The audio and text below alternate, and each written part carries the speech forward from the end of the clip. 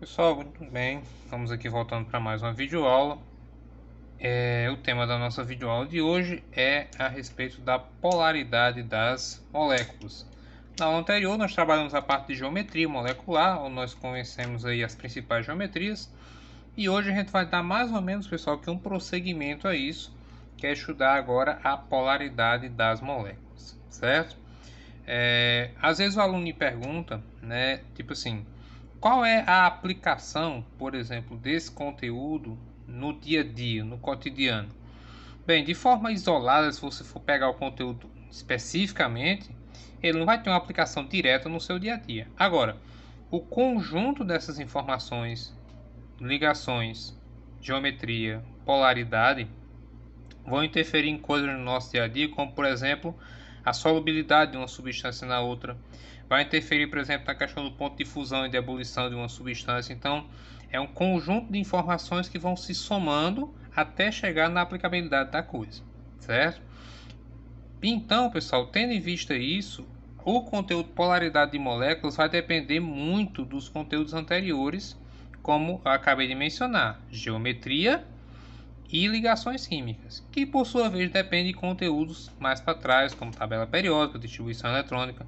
Então eu sempre digo que se você chegar em um ponto do conteúdo, como esse de hoje, por exemplo, e você tiver dificuldade, a minha sugestão é que você revise os conteúdos anteriores, porque a sua dúvida ela pode estar mais para trás, não necessariamente aqui nesse ponto, tá certo? Então muito bem, vamos começar aqui. Para entender polaridade de molécula, primeiramente a gente tem que entender o seguinte: qual é a definição de molécula? Bem, molécula é basicamente um conjunto de átomos. Um conjunto de átomos que,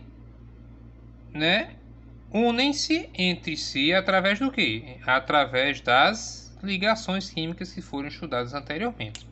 Então, para que eu possa pensar, compreender de forma satisfatória a questão da polaridade das moléculas, eu preciso entender primeiro qual é o comportamento da polaridade das ligações químicas, correto? Então aqui eu fiz um resumozinho bem simples para a gente poder entender isso. Qual é a regra da gente aqui? Bem, eu coloquei aqui basicamente ligações covalentes e iônicas. Paulo, por que você não colocou ligações metálicas? Porque na ligação metálica, como nós também vimos, a ligação acontece basicamente dentro de um retículo, que é nada mais do que um conjunto de átomos que está mergulhado dentro de um mar de elétrons. Então não faz muito sentido comentar sobre polaridade de uma ligação que se funciona apenas dentro de um retículo. Então eu vou colocar aqui apenas ligações iônicas e covalentes. Galera, o que é que acontece? Veja, se a ligação for covalente, eu vou poder classificar ela em dois tipos. O que eu vou chamar de apolar e o que eu vou chamar de polar. Paulo, o que é uma ligação apolar e o que é uma ligação polar? Calma que eu explico já já. E dentro das ligações iônicas não tem classificação. Perceba que a ligação iônica é obrigatoriamente polar, certo? É importantíssimo deixar isso muito claro. Então preste atenção. Dentro de polaridade de ligações você vai ter dois grupos. As ligações que são apolares e polares. Só que essa divisão de apolar e polar só existe para a ligação covalente.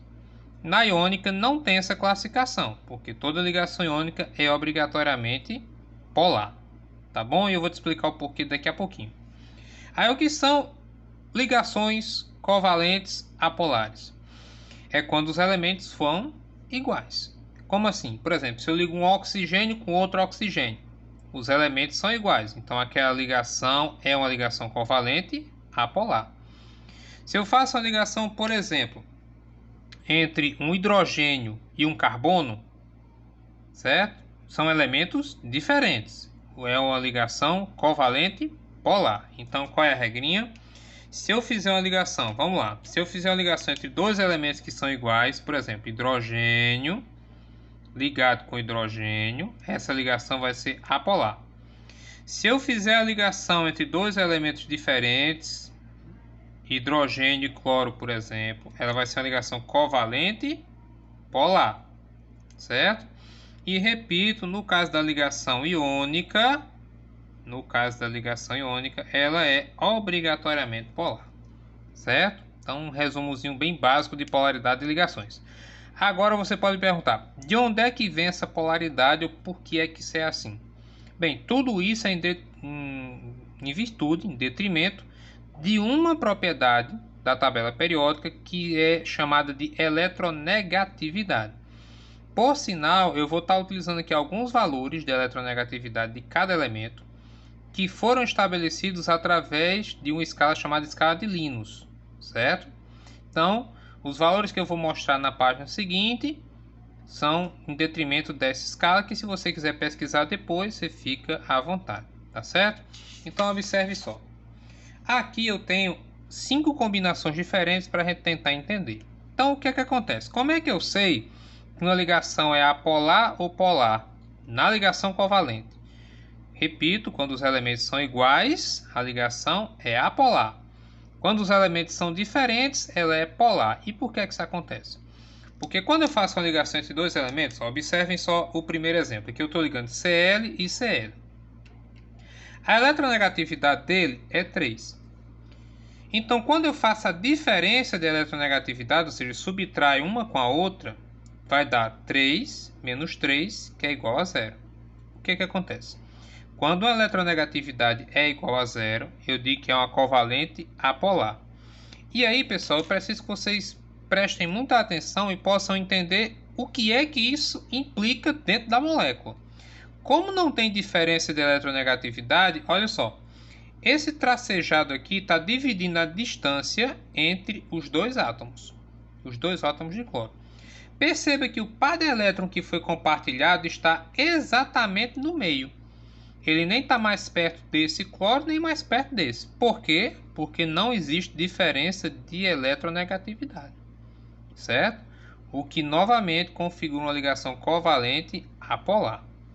No entanto, se eu fizer uma ligação entre bromo e cloro, a eletronegatividade do cloro, como eu disse, é 3. Está aqui, 3. Aqui é o valor do Cl.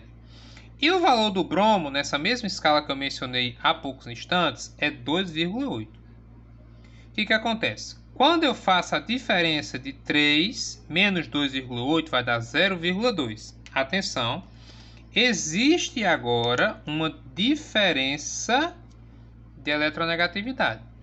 Primeiro ponto, isso já configura uma ligação covalente polar.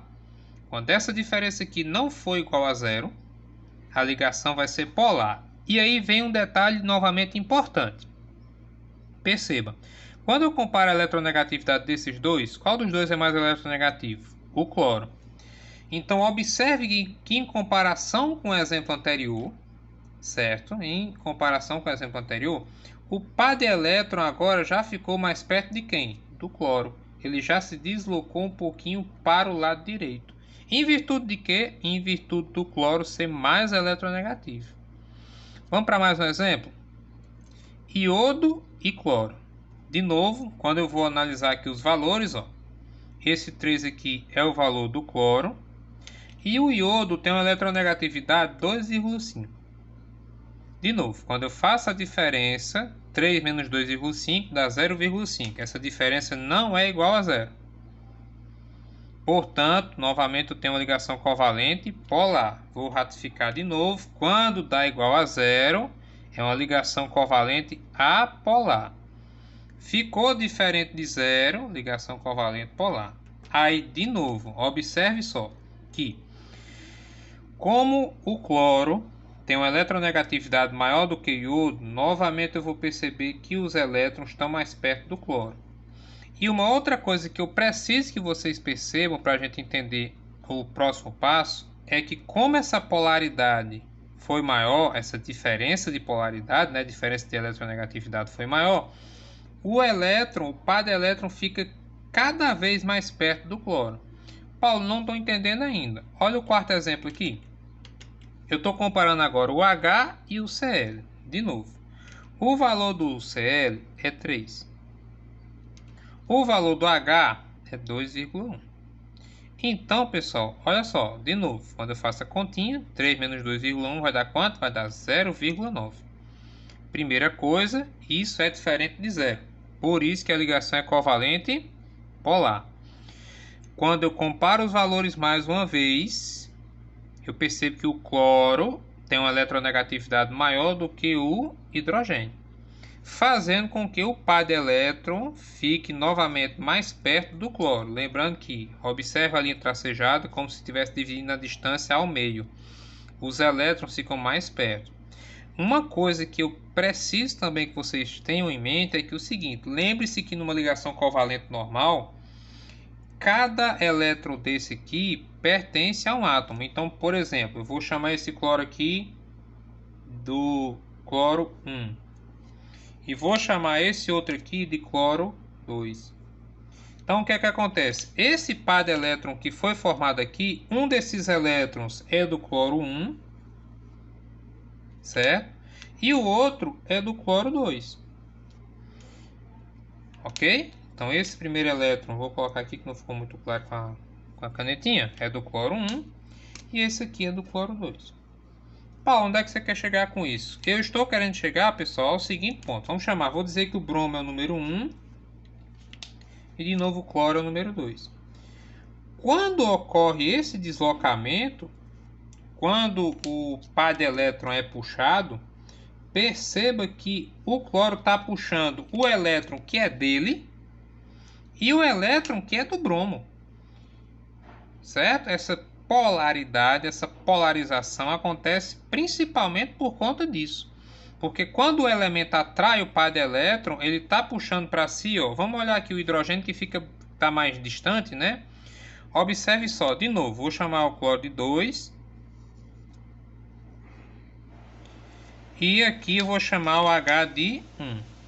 Então, o que é que acontece aqui? Quando ocorre essa diferença de eletronegatividade aqui, né?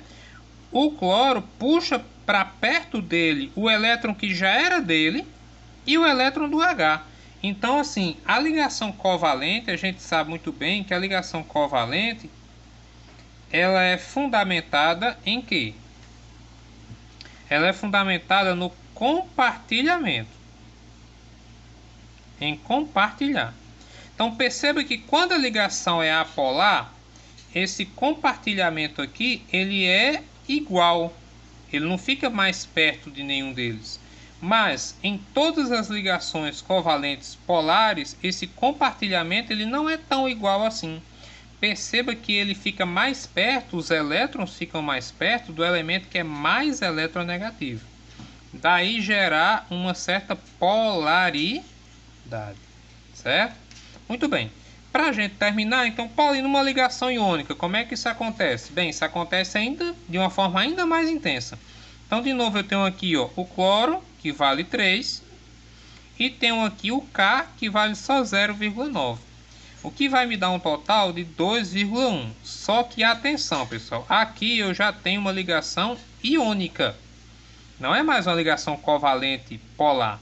Por sinal, existe um limiar, existe um valor matemático que permite a gente classificar as ligações em covalente e iônica de acordo com esse resultado, certo?